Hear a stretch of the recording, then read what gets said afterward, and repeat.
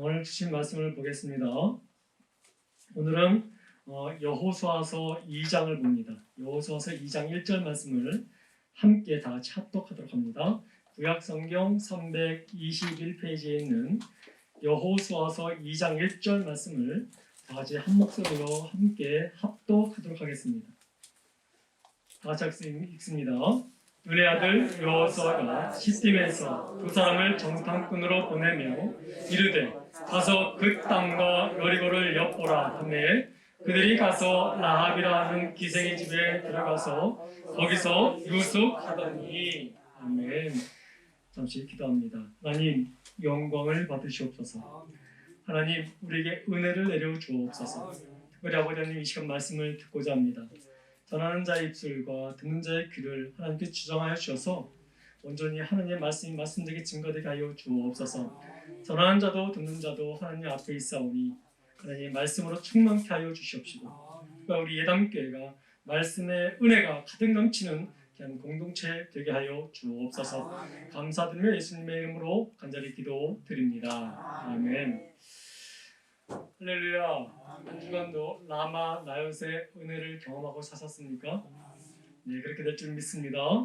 끝까지 사모하는 자에게 그런 은혜가 있게 될 줄 믿습니다. 우리 예담교회 모든 지체들은 그 모든 라마 나요스의 은혜를 경험하며 살아가는 복된 성도들 되길 소망합니다.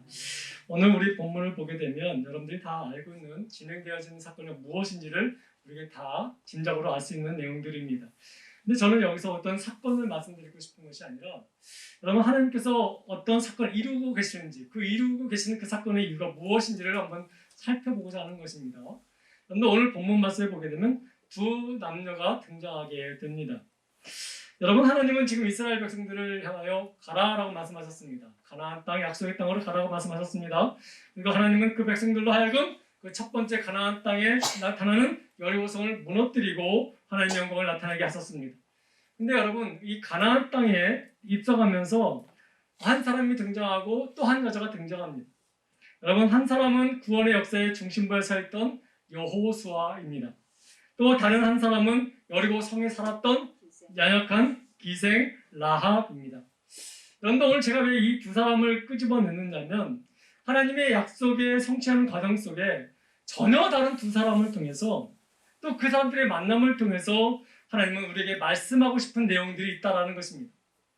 자, 첫 번째 하나님께서 우리에게 말씀하고 싶은 내용이 무엇일까?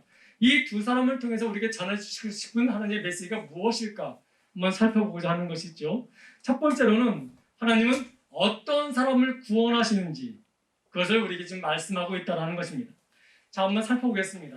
여호수아는 남자입니다. 그걸 라합은 여자입니다.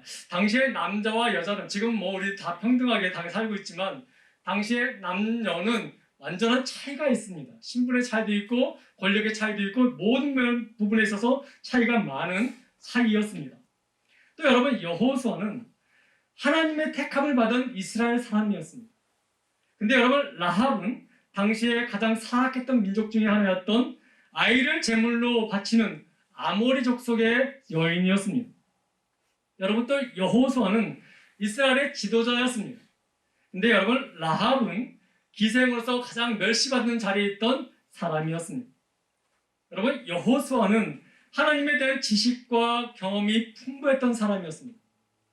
그러나 라합은 하나님에 대한 소문만 들었지 직접적인 체험이 없었던 여인이었습니다. 또 여러분 여호수아는 하나님이 직접 그를 만나러 오셨던 분이었죠. 근데 여러분 라합은 자신이 하나님을 찾는 자였습니다. 또 여호수아는 영적으로 풍성한 사람이었음에 반해 라합은 영적으로 메말라 있던 사람이었습니다. 또 여러분 여호수아는 공격적인 편에 서 있던 사람이었 반면에 라합은 방어하면서 지켜야 했던 그 성 안에 있던 사람이었습니다. 여호수아는 또 처음부터 모세라는 탁월한 영적 지도자를 통해서 많은 영적인 조언과 많은 유익한 것을 배워서 성장했던 사람이라고 말씀드릴 수 있다면 라합은 어떤 여인이었습니까? 인생의 가장 밑바닥에서 정말 인생의 추함을 다 경험하면서 살았던 인생이 바로 이 라합이었습니다. 이 두 사람의 철저한, 이토록 철저하게 다룰 수 있는 것은 인생의 양극에 있었기 때문에 그렇습니다. 우리가 살아가는 이 세상에 살아가는 모든 사람은 이 양극에 있는 사람들 사이에서 존재했다고 말할 수 있게 됩니다. 그러면서 여러분, 이 두 사람을 만나게 하셨고 보여주시는 이유가 무엇입니까? 하나님이 이 두 사람을 통해서 우리에게 들려주는 메시지가 무엇입니까? 이들도 하나님이 구원하셨다라는 메시지입니다. 다 구원하셨고 또 그들을 통해서 하나님의 역사의 무대가 어떻게 활발하게 펼쳐나가는지를 우리에게 보여주시기 위한 이 메시지가 여기 있다는 것입니다. 사랑하는 성도 여러분, 하나님은 멸망받을 자리에 있는 자도 구원하십니다. 믿으십니까? 아멘. 천대받고 가치 없는 인생이라고 판단되는 사람도 하나님은 구원하십니다. 세상의 사람들이 보기에는 존귀하고 부족없는 사람이라 할지라도 하나님은 그가 믿는다면 구원해 주십니다. 지도자도 버림받은 자도 여자도 남자도 평탄하게 살아온 사람도 고난과 고통 속에 인생의 밑바닥을 경험하는 사람들조차도 찬란한 미래가 보장되어 있는 사람도 보장되어 있지 않는 사람도 여러분 이 세상에 새롭게 시작할 가치가 없는 사람도 하나님은 그가 믿는 자를 구원한다고 말씀하고 계십니다. 사랑하는 성도 여러분, 이것이 우리 주님의 뜻이고 하나님의 의지이며 하나님의 구원의 계획입니다. 누구든지 주의 이름을 부르며 그에게 구원이 있음을 고백하며 믿는 자를 하나님은 다 구원하시겠다라고 약속하셨습니다. 구원해 주실 뿐만 아니라 그 하나님의 역사의 무대 속에 존귀하게 세워져 가는 것을 또한 우리에게 보여주고 계신다는 것이죠. 사랑하는 성도 여러분, 우리가 그렇게 구원받은 자녀가 되었습니다. 사랑하는 성도 여러분, 여호수아는 하나님의 역사에 그 앞장서 이루어가는 모든 일을 하나님이 끝까지 사용하시는 도구였습니다. 여러분, 그러나 기생 라합은 여러분, 비록 인생의 가장 연약한 가운데 있다 할지라도 하나님은 그의 존재를 세워주셨고 메시아의 족보까지 올려주시는, 그래서 믿음으로 살아가는 자들에게 어떻게 하나님이 그의 인생을 책임져 주시는지를 오늘 우리에게 보여주고 계심을 보여주고 있습니다. 하나님의 이 사랑이, 하나님의 그 구원의 원칙이 바로 나와 여러분들을 지금 하나님의 자녀로 불러주셨다는 것입니다. 사랑하는 성도 여러분, 구원은 누구에든지 주어지는 하나님의 은혜의 선물입니다. 그 선물이 오늘 저희에게도 임했고 우리가 가지고 있다는 것입니다. 그 사랑이 지금 우리로 하나님의 자녀가 되게 하였고 우리에게 참 소망이 되게 하는 은혜가 되었습니다. 사랑하는 성도 여러분, 다시 한번 말씀드립니다. 우리 하나님은 누구든지 하나님의 자녀로 삼으십니다. 그리고 그 구원의 은혜를 베풀기를 원하십니다. 주님은 우리 여호수아 라합을 통해서 인생의 극과 극에 있는 사람들을 통해서 그 사이에 있는 존재하는 우리에게 하나님은 너희는 어떠한 사람이든지 간에 너희가 어디서 무엇을 하든지 간에 어디에 앉아있든지 간에 너희는 나의 구원의 백성이며 나의 자녀임을 말씀하고 계십니다. 너는 내 아들이다. 너는 내 딸이다. 내가 너를 낳았다라고 말씀하시는 그 하나님이 음성이 계속해서 우리에게 들려주고 있다는 것입니다. 그것이 라마나의 은혜 아니겠습니까? 사랑하는 성도 여러분, 내가 비록 사망의 음침한 골짜기에 있다 할지라도 주님은 여전히 나의 목자가 되어주십니다. 여러분, 그 은혜를 여러분 잊지 마시고 이 어려운 상황 속에서도 늘 주님만 바라보고 살아가는 우리 예담의 모든 지체들이 다 되길 소망합니다. 여러분, 이 사건과 이 두 사람을 통해서 여호와 하나님께서 우리에게 말씀하고 싶은 것은 또 무엇이냐면 두 번째로 하나님 말씀 앞에서 어떤 자세로 너희가 살아가야 되는지를 말씀하고 있다는 것입니다. 여러분, 여호수아와 갈렙은 공통점이 전혀 없어 보입니다. 그러나 여러분, 한 가지 공통점이 있는데 그것은 무엇이냐면 말씀 앞에 믿음으로 순종하며 응답받는 삶을 살았다는 것이 공통점이, 유일한 공통점이 바로 그것이었습니다. 그것을 통해서 하나님은 그들을 통해서 믿음이 무엇인지, 그리고 믿음으로 살아가는 사람들을 어떻게 하나님이 다루시는지를 오늘 우리에게 말씀하고 있다는 것입니다. 여러분, 하나님의 관심이 머물러 있는 곳은 어떤 곳일까요? 하나님을 믿음으로 고백하고 그 믿음으로 삶을 살아가는 것, 거기에, 그곳에 하나님의 관심과 하나님의 초점이 머물러 있다는 것을 우리에게 말씀하고 있는 겁니다. 그런 가운데 하나님은 너희를 그런 삶을 살게 되면 내가 너희를 이렇게 인도할 것이고 이렇게 너희를 이끄실 거다라는 것을 메시지로 우리에게 주시는 말씀이라고 할 수 있습니다. 사랑하는 성도 여러분, 여호수아는 절망 가운데 있었습니다. 왜냐하면 자기를 이끌었던 영적 지도자 모세가 죽었기 때문에 그렇고 그것을 자기가 다시 받아서 이끌어 가야 될 상황이기 때문에 여호수아의 마음에는 두려움도 있었고 때로는 절망도 있었고 좌절도 있었습니다. 그 모습을 하나님이 모르셨을까요? 하나님은 아셨습니다. 그래서 여러분, 하나님이 여호수아에게 찾아오지 않으셨습니까? 그리고 여호수아에게 말씀하셨습니다. 내가 너와 함께 할 것이다. 여러분, 그 말씀은 지금 우리에게도 임할 줄 믿습니다. 여러분, 우리 삶 가운데 얼마나 많은 좌절이 있습니까? 얼마나 많은 두려움이 있습니까? 얼마나 많은 염려가 있습니까? 얼마나 많은 절망이 있습니까? 근데 여러분, 그럴 때마다 여호수아에게 찾아오신 하나님께서 오늘 우리에게도 찾아오신다는 거예요. 그런 말씀하십니다. 내가 너와 함께 할 것이다. 네가 어디를 가든지 내가 너의 목자가 될 것이며 내 너의 방패가 될 거라고 말씀하십니다. 여러분, 그 말씀을 들었을 때 여호수아는 아무것도 현상이 바뀌지 않았지만 그 말씀에 믿음으로 일어섰던 것을 우리가 보여주고 있지 않습니까? 그 깨닫은 그 은혜를 가지고 명령합니다. 이스라엘 백성들에게, 자기와 같이 동일하게 절망했던 자리에 있던 그 이스라엘 백성들에게, 두려움과 염려가 자리 잡혀 있던 그 이스라엘 백성들에게 명령합니다. 우리가 나아가자라고. 하나님의 땅, 약속의 땅, 그 땅으로 나아가자고 말씀하고 있습니다. 온전한 말씀에 순종하는 실천적인 믿음을 여호수아는 보여주고 있지요. 라합도 상황은 다르지만 그런 모습으로 우리에게 보여주고 있습니다. 여러분, 이 두 사람이 보여준 이 최선을 다하는 이 믿음의 행동들, 환경과 자기 상황에 상관없이 말씀에 순종하는 그 모습을 통해서 이것이 진정한 믿음이었구나라는 것을 우리에게 증거하고 있다는 것입니다. 사랑하는 성도 여러분, 주님은 믿음과 행동, 믿음과 실천, 믿음과 삶의 관계를 보여주고 계십니다. 우리가 내 생각대로, 내 판단대로, 내 주장대로 믿음 생활하고 있다고 생각하는 착각적인 그 허구들을 하나님은 다 가르쳐주고 있습니다. 그러면서 이것이 진정한 믿음이며 이것이 진정한 하나님이 원하시는 삶이라는 것을 우리에게 지금 말씀하고 있는 것이죠. 여러분, 우리가 믿음으로 살아가는 것은 어떤 것인가요? 내가 중심이 돼서 사는 것이 믿음의 생활이 아니라 내가 중심이 아닌 하나님이 중심된 삶을 사는 것이죠. 하나님이 중심된 삶을 산다는 것은 무슨 말입니까? 내 뜻대로 마옵시고 아버지의 뜻대로 사는 것, 내 기분에 상관없이 아버지의 기쁨을 위해 사는 것, 그것이 하나님의 중심된 삶은 아니겠습니까? 그래서 여러분, 히브리서 11장 6절 말씀에 참 우리에게 주시는 의미 있는 말씀이 있습니다. 히브리서 11장 6절 말씀을 함께 다시 한번 읽어보겠습니다. 함께 읽습니다. 믿음이 없이는 하나님을 기쁘시게 하지 못하나니 하나님께 나아가는 자는 반드시 그가 계신 것과 또한 그가 자기를 찾는 자들에게 상 주시는 이심을 믿어야 할지니라. 아멘. 자, 보십시오. 모든 것이 하나님 중심인 거예요.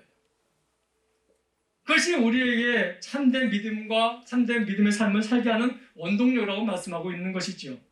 여러분, 이 히브리서 11장 6절 말씀, 이 말씀은 여러분, 전능하시고 역사의 주관자가 되시는 하나님이 지금도 나와 함께하고 계시며 하나님은 그분을 찾는 자들을 결코 외면하지 아니하시고 살피시고 상 주신 이심을 여러분 믿음으로 행하는 것, 그것을 말씀하고 있는 것입니다. 여러분, 하나님은 믿음의 행동을 반드시 보상하시는 분이라고 말씀하고 있습니다. 여러분, 여기서 쓰는 상은 무슨 상을 말할까요? 바로 하나님 자신을 주신다는 것을 상이라는 말로 표현하고 있습니다. 우리는 어떤 보여지는 현물, 어떤 능력을 상이라고 말씀하고 있지만, 그러나 여러분, 그것은 단지 또 사라지는 것들 아니겠습니까?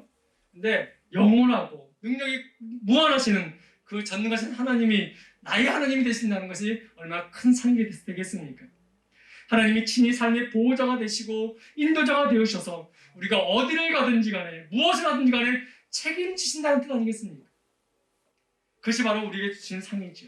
이스라엘 백성들이 비록 광야라는 인생길을 가고 있지만 여러분, 밤에는 불기둥으로, 낮에는 구름기둥으로, 때마다 시마다 일마다 여러분 만나와 맥추라기와 또 그 반석의 산물과 또 여러 가지 상황 속에서 인도하시는 그 하나님을 경험하지 않습니까? 이렇게 하나님은 책임져 주신다는 것입니다. 여러분, 우리 인생에 주님이 우리의 목자가 되어주시고 주님은 우리의 상급이 되어주신다면 우리는 두려울 것이 없는 거예요. 하나님은 어떤 희생과 어떤 어려움이 있더라도 하나님의 살아계심을 믿고 하나님을 찾는 자들을 버리지 아니하십니다. 우리가 이 사실을 믿고 살아갈 수 있는가? 그것은 주님의 관심거리라는 거예요. 네가 무엇을 얻었고 네가 무엇의 자리에 올라갔고가 하나님의 관심사가 아니라 너희가 어떤 환경이든지 간에 너희는 내가 필요한 존재라는 것을 인식하며 주님을 찾는 것, 또 주님을 믿는 것을 고백하는 그것에 주님은 관심이 있다는 것입니다. 사랑하는 성도 여러분, 성경은 여호수아와 라합의 행동이 믿음이다라고 말하고 있습니다. 할 수 없는 상황 속에서도 그들이 나아가고 순종할 수 있었던 근거는 하나님은 지금도 살아계시며 그분을 찾는 자들에게 상 주신 행위심을 믿음으로 그 삶으로 행동으로 나타내는 사실을 가졌기 때문에 그렇다는 것을 말씀을 드립니다. 사랑하는 성도 여러분, 오늘 우리의 믿음은 나의 자존심이나 나의 이익이나 자기 생각이나 자기 오리에 덮쳐있는 그런 삶은 아니었는지 한번 점검해 볼 필요가 있습니다. 여호수아와 라합을 통해서 그들의 극과 극의 그 현상에 위치해 있는 그런 삶 속에서 그들이 이렇게 순종할 수 있었고 말씀에 의지할 수 있었던 것이 과연 어떤 것이었음을 다시 한번 돌이켜보면서, 그렇다면 오늘 내가 갖고 있는 이 믿음은 정말 하나님 앞에 부끄러움 없는 믿음이었는지를 다시 한번 점검해 볼 필요가 있다는 것입니다. 생각해 봐야 될 필요가 있습니다. 물질과 즐거움 속에 버려져 있지는 않았는지, 나의 계획과 내가 이루려는 목표로 인하여 그 하나님의 그 은혜와 믿음이 구겨져 있지는 않았는지 한번 생각해 볼 필요가 있다는 것입니다. 사랑하는 성도 여러분, 주님은 여호수아와 갈렙을 통해서 우리 속에 믿음을 우리가 보기를 원하시는 거예요. 또 주님도 그것을 보기를 원하십니다. 여러분, 삶의 현장에서 어떤 대가를 치르더라도 하나님의 말씀 앞에 순종하는 믿음을 주님은 보기를 원하십니다. 오늘 내가 말하고 내가 선택하고 내가 행동하는 모든 것이 나의 삶을 통해 하나님이 이루어진 것이며, 그 주님이 나의 형편과 환경과 나의 세와 나의 화물을 다 치르고 계신다는 것을 우리가 믿음으로 고백하는 것, 삶으로 드러내는 것, 그것을 하나님이 보기를 원하신다는 것입니다. 지금도 주님의 긍휼과 주님의 자비와 주님의 은총으로 나를 보호하고 계시다는 것을 내가 믿는 것, 그것을 주님은 원하시고 계시고 보시길 원하신다는 것입니다. 사랑하는 성도 여러분, 하나님은 약속하신 모든 것을 반드시 이루신다라는 그 사실을 믿는 것을 하나님은 우리에게 기대하고 계십니다. 하나님은 한 사람 한 사람들에게 계획하심과 목적과 목표가 있으십니다. 바라신 것들이 있으십니다. 그것을 믿음으로 지금 나의 현재 형편과 처지로는 그것을 이룰 수 없는 능력이지만, 그럼에도 불구하고 하나님이 나의 목자가 되시고 나의 주권자가 되시며 나를 인도하시는 분이시라면 반드시 그렇게 될 줄 믿습니다라는 그 믿음의 고백을 하나님은 지금 기대하고 있다는 것입니다. 지금 여러분의 형편이 어떠하신지, 여러분의 상황이 어떤 처지에 있든지 간에 여러분 국률이 풍성하시고 만왕의 왕이시고 모든 존재의 하나님이신 그 하나님을 바라보고 나아가기를 지금도 하나님은 기대하고 있다는 것입니다. 사랑하는 성도 여러분, 오늘 본문 여호수아와 갈렙을 통해서 하나님이 우리에게 주시는 메시지가 또 이것입니다. 내가 너희를 위하여 구원과 복을 주기 위해서 많은 사건들을 일으키고 있다는 것을 말씀하고 있다는 것입니다. 여러분, 기생 라합의 구원은 어디서부터 시작됐냐면 여호수아가 여리고성에 정탐꾼 2명을 보내는 것부터 시작됩니다. 그리고 그 정탐꾼 2명이 다른 데 가지 않냐고 죽음의 위기에 처해 있을 때에 라합의 집으로 들어갈 그 일 때문에 일어났던 사건이었습니다. 다시 말씀드리면 하나님이 정탐꾼들로 하여금 라합을 만나게 하셨고 또 라합의 신앙의 고백을 하게 하셨을 뿐만 아니라 그 고백을 이 정탐꾼들에게 듣게 하시며 또 나아가 라합의 믿음을 통해서 라합과 그 가정을 구원하기 위한 하나님의 계획이 있었음을 오늘 하나님이 만든 이 사건을 통해서 우리는 알 수 있게 된다는 것입니다. 여러분, 라합과 라합의 가정을 구원하시기 위해서 하나님은 이 정탐꾼 사건을 만드셨다는 것입니다. 사실 여러분, 이스라엘 역사는 지금 여호수아가 정탐꾼을 보낸 그 전에 40년 전에 어떤 동일한 사건이 있었습니다. 정탐꾼 사건이 또 있지 않았습니까? 여러분, 그런 슬픔의 아픔, 실패의 아픔을 가지고 있던 이스라엘 역사였습니다. 여러분, 지혜로운 지도자라 한다면 실패한 방법은 다시 사용하지 않지 않겠습니까? 근데 여러분, 지금 이 여호수아는 동일한 그 정탐꾼 그 일들을 행하고 있습니다. 우리가 생각할 때에 믿음을 가지고 나아간다면 정탐꾼이 무슨 필요가 있겠나? 말씀만 붙들고 나아가면 되지 않겠나? 라는 생각을 할 수가 있을 거예요. 그럼에도 불구하고 여호수아를 통해서 정탐꾼을 보내는 것은 라합의 고백을 듣기를 원하셨고, 또 라합을 향하여 하나님의 계획이 이스라엘 백성들에게 알려지기를 원하는 하나님의 뜻이 있었다는 것을 우리는 알 수 있게 되었다는 것입니다. 여러분, 지금 우리가 하는 일들이 고단이고 힘든다 할지라도 낙심하고 절망하지 않을, 그래서 안 할 수 있는 것은 무엇이냐면 거기에 하나님의 뜻이 있을 거라는 것이죠.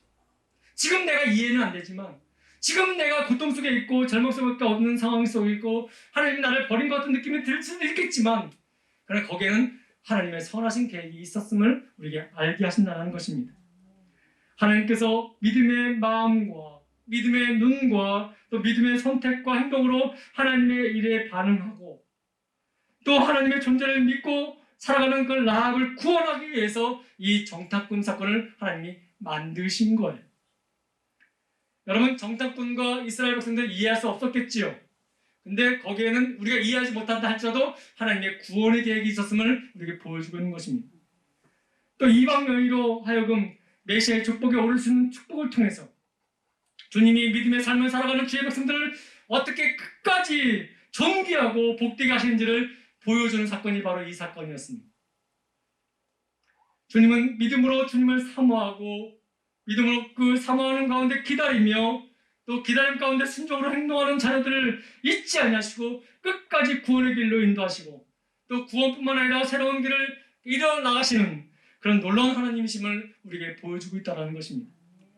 사랑하는 성도 여러분, 우리 하나님은 우리를 건지시는 분이시며 우리 하나님은 우리를 높이시는 분이시며 우리에게 늘 응답하시는 분이시고 우리를 영화롭게 하시고 우리를 장수하게 하시며 주님의 구원을 보시기 위하여 여러 가지 사건을 만들어주시는, 그리고 그 만든 사건을 성취하시는 분임을 우리에게 지금 보여주고 있습니다. 그렇기 때문에 여러분, 그래서 라합을 구원하신 것처럼 우리를 구원하시며 인도하고 계심을 여러분 믿으십니까? 그 하나님이 우리를 지금 존귀하게 세우시기 위해서 지금도 구원의 사건을 만들고 계심을, 우리 삶 가운데 그런 사건들을 만들어 가고 계심을, 또 그 사건들을 이루어가고 계심을 여러분들 믿으십니까? 여러분, 하나님의 역사의 무대 속에 존귀하게 세워주시기 위하여 우리를 그 사건 통해서 우리를 다듬어 주시고 깨닫게 하시고 또 그래서 다시 한번 하나님 앞에 더 가까이 한 발짝 더 나아갈 수 있게 만드시는 그 놀라운 역사를 지금 우리 삶 가운데 만들어가고 계심을 여러분들 믿으시기 바랍니다. 인생의 사건들을 통해서 그 사건이 나에게는 고통이지만 그 사건을 믿음으로 순종해 나갈 때 그 사건 속에서 어떤 또 다른 인생의 구원을 위해서 하나님의 계획하심이 있었을 수 있고 그 계획하심을 보면서 나의 연약한 믿음이 다시 한번 하나님께 붙잡히는 그런 놀라운 은혜가 있게 될 줄 여러분들 믿습니다. 그러니까 여러분 현재의 상태를 보면서 낙심하고 절망하지 마시고 하나님의 구원의 역사를 기대하며 오늘도 이 믿음으로 승리해 나가는 저와 여러분들에게 간절히 소망합니다. 여러분, 요한복음 4장 4절을 보게 되면 예수님이 유대를 떠나서 갈릴리로 가실 때가 있었습니다. 근데 어느 날 갑자기 많이 유대에서 갈릴리로 왔다 갔다 많이 하셨는데 어느 한 날은 유독 내가 사마리아를 통해 가야겠다라고 말씀을 하십니다. 여러분, 사마리아를 통해서 가야 됩니다가 아니라 내가 가야겠다라는 필요성과 강제적인 하는 예수님의 목적이 있음을 우리가 말씀하고 있습니다. 어떤 일반적인 유대인들은 그냥 유대에서 갈릴리를 갈 때 이 사마리아 지역을 피해서 갑니다. 비록 힘들지만. 그런데 여러분, 오늘 이 예수님은 내가 그 길을 가야겠다라는 어떤 분명한 필요성을 말씀하고 있는 것이죠. 자, 그때 여러분, 왜 예수님이 그곳을 갔는지는 우리가 의아할 수도 있습니다. 피곤한데, 지쳐있는데 조금 그래도 우리의 삶의 거룩함을 위해서 돌아가는 것이 맞지 않습니까? 라는 생각을 하고 있을 때에 예수님은 그런 의도가 아니었음을 우리에게 보여주고 있습니다. 거기서 한 여인을 만납니다. 그 여인을 예수님께서 말씀으로 구원해 주십니다. 그리고 그 구원받은 그 여인을 통해서 그 사마리아 그 동네에 구원이 임했음을 선포하게 하셨습니다. 여러분, 이것이 주님이 유대에서 갈릴리로 가기 전에 사마리아를 들려야 될 목적이었습니다. 한 여인의 사마리아 여인의 만나는 사건을 통해서 그 여인과 그 마을에 구원의 은혜가 있었음을 우리에게 보여주는 사건이었습니다. 그러니까 여러분, 우리가 하나님께 기도할 때에 하나님 나에게만 축복해달라는 기도로 끝날 것이 아니라 이 현상 속에서 하나님의 뜻이 무엇입니까? 내가 기도해야 될 것이 무엇입니까? 라고 함께 기도하는 것이 옳은 기도라고 말씀드릴 수가 있는 거예요. 여러분, 하나님은 우리의 구원의 계획을 이루시는 사건들을 이렇게 계속해서 이루어가고 계십니다. 제가 여기 설 수 있는 것도, 여러분들이 직분자로서 하나님 앞에 여러 가지 헌신하는 것도 다 하나님께서 만드신 사건 가운데 우리에게 그 사건을 통해서 믿음을 주신 거 아니겠습니까? 그 믿음을 통해서 하나님을 만나게 되었고, 그 만남을 통해서 여러분 우리가 이렇게까지 오게 된 거 아니겠습니까? 또 지금도 그걸 또 어떤 인생을 위해서 또 나의 연약한 믿음을 회복시키고 강건케 하시기 위해서 사건들을 계속 만들어가고 계심을 여러분들 우리는 부인할 수 없는 거예요. 그러니까 여러분, 우리가 믿음으로 살아간다는 것은 무엇입니까? 여러분, 계속해서 이루어지는 사건 속에서 오직 주님만 바라보고 살아간다는 것 이었습니다. 여러분, 하나님은 자기의 구원의 계획을 이루시기 위해서 자꾸 사건을 만들어 가시는 분이십니다. 우리가 믿음 안에서 성숙해져서 하나님의 자녀로서 교제와 축복을 누리기 위해서 하나님은 계속해서 말씀하시고 또 말씀 가운데 사건도 일으켜 주시면서 우리의 흔들린 믿음이 자라나 오르나 치우치지 않냐고 하나님만 온전히 바라볼 수 있고 하나님이 나의 유일한 목자이심을 고백할 수 있게 만드신다고 말씀드릴 수가 있습니다. 이것이 구원의 확신에 대한 믿음인 것이죠. 여러분, 따지고 보면 우리 삶 가운데 이해되지 못할 일들이 얼마나 많이 있습니까? 이 코로나가 이해가 됩니까? 이 경제적인 어려움이 이해가 되겠습니까?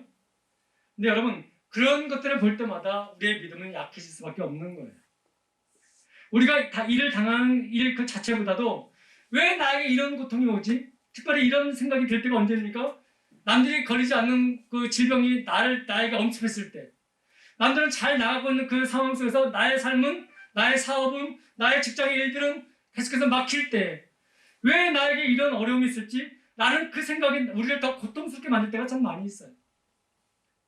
이런 것이 인생이라고 단정 짓기는 너무도 궁금한 일들이 참 우리 삶에 참 많이 이루어진 것을 보게 됩니다. 근데 우리뿐만 아니라 당시에 이스라엘 백성들에게도 이런 일들이 계속 이루어지고 있다는 것입니다. 그들은 이렇게 생각했을 겁니다. 하나님이 우리를 사랑하시는데 왜 우리를 광야로 보내셨을까? 그 아픔과 괴로움을 하나님도 아실 텐데 왜 우리를 이 광야의 아픔과 괴로움 속에 있게 하셨을까? 이해할 수 없는 하나님을 그들을 생각했을 수 있을 것입니다. 또 광야 생활이 그만큼 고달프고 힘들다는 뜻이기도 하겠지만 그들이 하나님을 그렇게 자신들을 그렇게 사랑하신다는 하나님의 속기를 분명히 알고 있었다는 이유도 되지 않겠습니까? 이 두 가지 모순되는 이 질문 가운데 그 하나님을 만남으로 이들은 너무도 혼란스럽고 어려운 상황에 있었을 거라는 얘기죠. 여러분, 하나님의 속길이 너무도 분명한데 왜 우리를 이렇게 힘들게 만들고 계실까? 근데 여러분, 이해될 수 없었지만 여러분, 가나안 땅 눈앞에 있을 그때에 모세가 그 궁금증에 대해서 의문을 풀어주기 시작합니다. 왜 하나님이 너희를 광야로 보내셨는지. 여러분, 신명기 8장 2절 말씀을 한번 볼까요? 이제 그 궁금증을 하나씩 풀어주고 계십니다. 신명기 8장 2절을 함께 읽습니다. 내 하나님 여호와께서 이 40년 동안에 내게 광야의 길을 걷게 하신 것을 기억하라. 이는 너를 낮추시며 너를 시험하사 내 마음이 어떠한지 그 명령을 지키는지 지키지 않는지를 알게 하심이라. 아멘. 여러분, 하나님이 시작하셨다는 것을 말씀하고 있습니다. 너희가 광야로 들어간 것은 너희의 지식으로 실패해서 간 것이 아니라 내가 그렇게 한 것이라는 것을 말씀하십니다.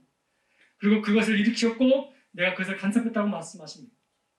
그 이유가 무엇인지 정확하게 좀 더 자세하게 말씀하시는 이유가 있습니다. 내가 너희를 그렇게 한다는 이유가 있다라고 말씀하십니다. 신명기 8장 16절입니다.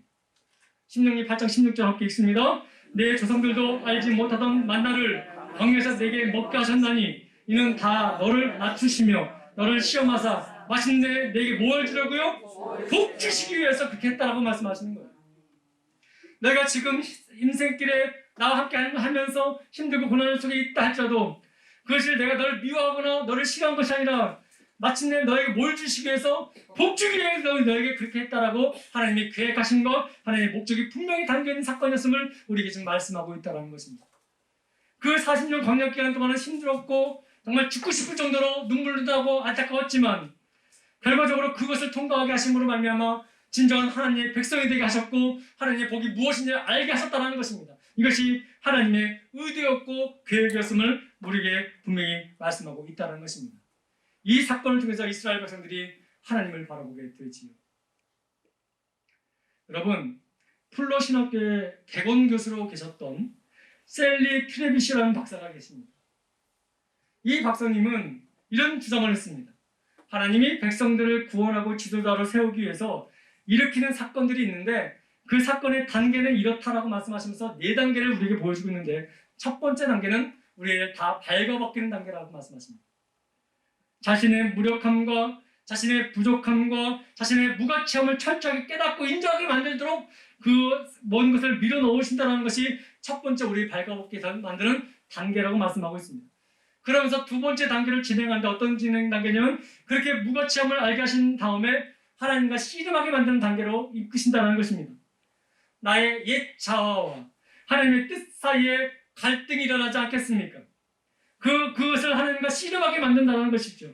그러면서 세 번째 단계로 그 단계에서 벗어나서 하나님과 다시 친근한 관계로 만드시는 단계가 있다는 것입니다. 제가 몰랐습니다, 하나님. 저를 이 상황 속에서 깨닫게 하시니 감사합니다. 그렇게 친근한 관계를 다시 회복시켜 주시고 마지막 네 번째는 무슨 단계냐면 그렇게 됨으로 말미암아 미래를 보는 단계, 하나님의 계획하심이 나의 계획이 되고 하나님의 비전이 나의 비전이 되는 그런 단계로 나아가게 하신다는 것이죠. 여러분, 그 단계를 거치는 동안 그 사람과 그 공동체는 내면 생활에 근본적인 변화가 이루어진다라고 말씀하고 있습니다. 저는 그것을 인정합니다. 왜냐하면 우리는 그렇게 정리할 수 있는 정치적인 능력은 없지만 돌이켜보면 그런 과정을 우리도 다 겪어왔기 때문에 그렇습니다. 때로 우리가 하나님을 처음 만났을 때 우리가 얼마나 죄인이었음을 깨닫게 되었고 우리의 모습이 다 드러나지 않았습니까? 그리고 그것을 부정하기 위해서 때로는 하나님과 원망하고 싸울 때가 얼마나 많이 있었습니까? 그러다가 어느 순간 그것이 하나님의 은혜였음을 깨닫게 되는 순간 하나님께 가까이 가게 되었고 그 가까이 되는 순간 하나님이 나에게 계획하신 계획이 있음과 뜻이 있음을 깨닫고 하나님 내가 이렇게 살기 원한다라는 비전 속에 살아가는 우리의 모습이 아니었습니까? 여러분, 이렇게 이 과정을 거쳐서 우리의 내면 신앙의 생활이 근본적으로 변화된다는 것을 우리에게 말씀하고 있다는 것입니다. 그리고 영적인 삶이 무엇인지, 영적 변화가 무엇인지 깨닫게 되고 하나님의 뜻이 무엇인지 분별하게 되며 나아가서 사역과 자신의 삶에 어디에 초점을 맞추며 무엇을 위해서 어떻게 살아가는지를 알게 하셨다는 것을 우리에게 말씀하고 있는 것이죠. 사랑하는 성도 여러분, 하나님이 내 인생을 구원하시고 복받고 누릴만한 사람으로 만들기 위해서 일으키는 사건들은 때로는 우리가 가장 피하고 싶고 당하고 싶지 않는 사건들이 많습니다. 우리의 전존재를 고통스럽게 만들고 우리가 몸부림치게 만드는 그 일들을 계속 하나님은 만들어 가십니다. 이해할 수 없겠습니다. 이해할 수 없습니다. 그런 가운데 우리의 믿음도 흔들릴 수가 있습니다. 그러나 거기에는 하나님의 우리에게 향하신 뜻과 복을 주시한 목적이 있음을 우리는 나중에 발견하게 되지요. 그래서 그것을 발견한 자는 항상 마지막에 뭐라고 고백합니까? 모든 것이 하나님의 은혜였다라고.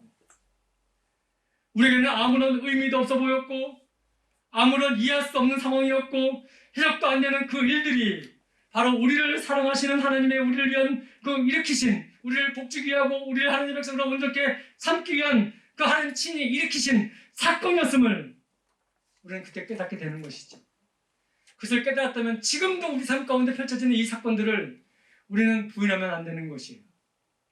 이런 사건 속에서 우리는 하나님을 바라봐야 됩니다. 그래서 그 사건이 하나님이 만드신 사건이라면 우리는 그 사건을 피할 수가 없는 거예요. 하나님이 우리를 위하여 일으키고 또 허락하신 사건이라고 우리가 받아들인다면 아무것도 할 수 없는 것처럼 그런 상황이 펼쳐진다 할지라도 우리가 반드시 해야 될 일들이 있습니다. 바로 첫 번째가 무엇이냐면 우리들의 불평과 원망을 그치는 것입니다. 그리고 탄식과 눈물을 거두어 하나님께 찬양과 기도로 바꾸는 그런 변화가 있어야 된다는 것이지요. 지금 아무것도 할 수 없다고 고백하면서 그럼에도 불구하고 하나님 뜻이 무엇입니까? 구하는 그런 모습으로 바뀌어져야 한다는 것입니다. 그리고 그것을 통해서 주신 말씀이라면 이해되지 못한 상황 속에서 하나님께 주신 내 마음속에 주신 감동과 은혜가 말씀으로 임하게 된다면 그 말씀을 붙잡고 기도하며 어떻게든지 몸부림치며 그 말씀을 이룰 수 있도록 순종의 삶을 살아가는 것, 그것이 하나님의 복을 누리고 살아가는 그런 모습이 되어져야 한다는 것을 말씀을 드립니다. 그것이 하나님께서 우리를 성장시키시고 하나님께서 우리를 정리하셔서 깨끗하고 순결하게 하나님의 백성을 만드시기 위한 하나님 만드신 사건들이었다는 것을 말씀을 드립니다. 사랑하는 성도들, 이제 말씀을 정리합니다. 하나님은 누구든지 주의 이름을 부른 자를 구원하십니다. 과거를 묻지 않으십니다. 현재의 모습을 보지 아니하시고 나의 미래의 가능성을 계산하지도 않으십니다. 그냥 누구든지 주의 이름을 부르며 그분이 나의 주님이시라고 고백하는 순간 주님은 아무 조건을 제하지 아니하시고 우리를 구원하시고 우리를 사랑하시며 우리를 자녀 삼아 주십니다. 더 나아가 우리 주님은 어떤 환경과 여건 가운데서도 주님을 믿고 말씀을 따라 살아가는 사람들을 어떻게 보호하시고 인도하신지를 끝까지 보여주신다는 것, 보호해 주신다는 것, 인도해 주신다는 것, 세워주신다는 것, 그것을 믿고 나간다면 그대로 될 줄 믿습니다. 하나님은 우리들의 큰 기업이 되기를 지금도 원하고 계십니다. 우리의 기업은 사람이 아닙니다. 우리의 기업은 돈도 아닙니다. 우리의 기업은 어떤 것도 아닙니다. 우리의 기업은 오직 예수 그리스도이십니다. 오늘 우리의 삶의 믿음으로 우리의 말과 행동이 이루어지길 원합니다. 나의 경험과 지식과 나의 감정이 말과 행동이 되는 것이 아니라 오직 말씀과 믿음으로 우리의 말과 행동과 모든 것이 이루어지기를 소망합니다. 비록 삶의 어려움과 이해되지 못하는 아픔이 전개되고 있다 할지라도 예수님의 이름을 부르고 주님 안에 있을 때에 우리를 축복하시는 주님의 손길과 섭리를 마침내 나는 체험하고 느낄 것이라는 것을 믿음으로 고백할 때에 여러분 그런 놀라운 하나님의 역사를 경험하게 됩니다. 지금도 주님은 그것을 우리에게 원하고 계시는 거예요. 사랑하는 성도 여러분, 말씀을 마칩니다. 지금 망할 수밖에 없는 자리에서 두려워할 수밖에 없는 일들이 전개되고 있다 할지라도 미래를 알 수 없는 캄캄한 절망감을 그 길을 걷고 있다 할지라도 여러분 물러서지 마시기 바랍니다. 바로의 강팍함과 홍해의 그 절망과 말의 쓴물과 아말렉의 위협과 고통 등 이 모든 것은 나에게 하나님이 주실 복을 위해서 하나님이 만드신 사건이었음을 여러분들 오늘 이 말씀을 통해서 깨달으시고 이것은 이스라엘 백성들에게 절망과 두려움이었지만 동시에 하나님의 사랑과 하나님의 능력과 하나님의 손길을 체험하고 진정한 복을 받기 위한 그 과정이었음을 여러분들 믿으시기 바랍니다. 이런 어려움이 여러분 삶 가운데 지금 이루어진다 할지라도 오늘 이스라엘이 받았던 그 은혜의 복을 우리가 오늘 말씀을 통해서 전달되어지는 그 말씀을 붙잡으시고 주님을 신뢰하고 나가는 저와 여러분들 되기를 소망합니다. 믿으시고 힘내셔서 주님을 의지하고 전진해 나가는 저와 여러분들 되기를 소망합니다. 기도하겠습니다. 참 좋으신 아버지 하나님 감사합니다. 모든 것이 하나님의 은혜입니다. 아버지 우리에게 되어진 모든 것과 모든 상황은 하나님이 우리를 구원하시고 우리에게 복주기 위한 과정이었음을 깨닫게 하셔서 다시 한번 하나님을 바라보게 하시니 참 감사합니다. 하나님 우리의 모든 것이 하나님의 기쁨이 되기를 원합니다. 하나님 뜻으로 우리를 다스려 주옵시고 우리를 인도하사 하나님의 영광에 이르게 하시고 하나님의 구원의 역사가 우리를 통해서 많은 자들에게 널리 전파되어지는 은혜가 있게 하여 주옵소서. 다시 한번 주께 간구합니다. 모든 것이 하나님의 은혜였음을 고백합니다. 하나님 감사합니다. 우리 주 예수 그리스도 이름으로 간절히 기도드립니다. 아멘.